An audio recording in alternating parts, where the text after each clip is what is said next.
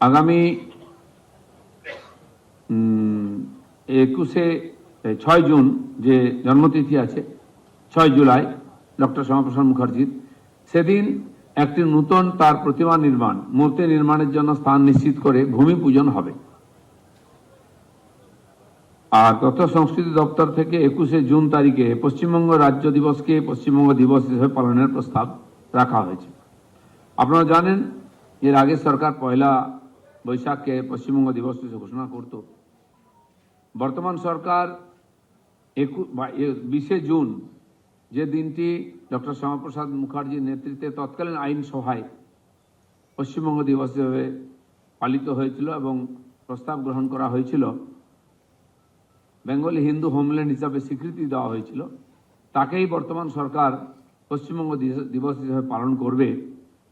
আর এটা সরকারিভাবেও পালন হবে, বর্তমান বছর থেকেই শুরু হয়ে যাবে।